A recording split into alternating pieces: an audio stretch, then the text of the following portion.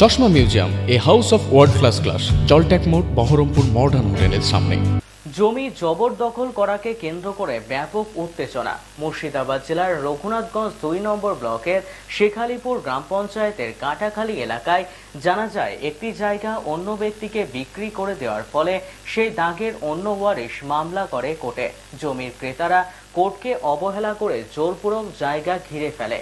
সে জায়গা ঘেরার প্রতিবাদ করতে গেলে শুরু হয় তুলকালাম লাঠির রড নিয়ে। এই ঘটনায় দুই পক্ষের বেশ কয়েকজন আহত হয়। তাদের উদ্ধার করে জঙ্গিপুর মহকুমার হাসপাতালে চিকিৎসার উদ্দেশ্যে ভর্তি করা হয়।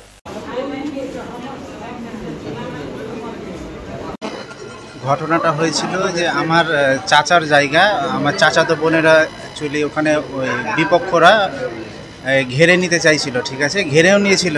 সেই জায়গা ওরা বাধা দিতে গিয়ে ওদেরকে মারতে আসে। আমরা তখন বাঁচানোর জন্য যাই, দিয়ে তারপরে আমাদেরকে মানে এক কথায় আমাকে মারে, আমার কাকাকেও মারে। আপাতত ৩ জন, বাদ বাকি আমি এখনো বলতে পারবো না কাকে লেগেছে। আমি আগে চলে এসেছিলাম। হচ্ছে বাসির শেখ, জেন্টু শেখ, পেন্টু শেখ, সাইদুর। রাজনৈতিক দল ওরা তৃণমূল করে, টিএমসির উপপ্রধান। সেটা তো বলতে পারবো না, জোর হতেই পারে, বলতে পারবো না। পুলিশ বেশিরভাগটাই যাচ্ছে, কিন্তু বারণ করেছে, তার সত্ত্বেও শুনছে না। পরে গিয়েছে, আমি যখন মানে এখানে চলে এসেছিলাম তারপরে মানে গিয়েছে। উপপ্রধান হচ্ছেন পেন্টু, বাসিরের ছেলে। এখন উপপ্রধান নেই, কিন্তু বর্তমানে নেই, আগে ছিল।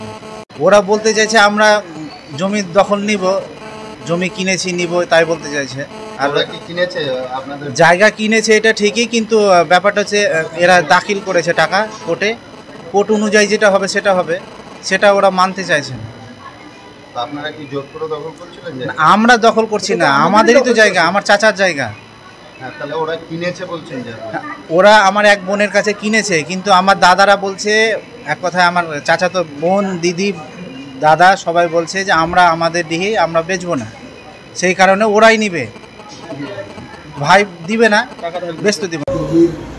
নিজের ভাতি, আচ্ছা, ওখানে জমিটা ঘেরেছিল, ভাতিজিগুলো মানে ওখানে মানে এই কাঠিগুলো ফেলে ফেলছিল। আচ্ছা, আমি তখন মসজিদে ঘুমিয়েছিলাম। আচ্ছা আচ্ছা, ঠিকই আমাকে বললো যে এরকম তোমার ভাতিজিরাকে মারছে, বাসিরের ছেলে। একটা দুটো করে ওখানে আমি তো আমি চোখে দেখতে পাই না। আচ্ছা, আমি চোখে আমি একবারই দেখতে পাই না। আমি একটা করে ঘুমের ঘরে আসছিলাম। ঘুমের ঘরে আসেই মানে কে যে বাম ধার থেকে মানে মেরেছে আমাকে, আমি কি বুঝতে পারি। এরকম করে ঘুরিয়ে দেখলাম তা আক্তারের ছেলে। আচ্ছা, আক্তারের ছেলেটা দেখতে পেলাম, ওর হাতে লাঠি ছিল একটা, কিন্তু আমাকে মারবে আমি তুমি ভাবতে পারিনি। মাথায় সেলাই এখনো যায়নি, কীভাবে জানি না, কিন্তু আমার হাতেই ব্যথা, আমার হাতেই খুব ব্যথা, জমির ব্যথা। তাও আমার আর অন্য কেউ আসেনি, আমার ভাতিজিটা, এই ভাতিজিটাই জমি কিনেছে। আচ্ছা, আর ভাইয়ের কাছ থেকে লিখে নিয়েছে। আচ্ছা, ওই জমিটাই দখল করবো আমি। এখন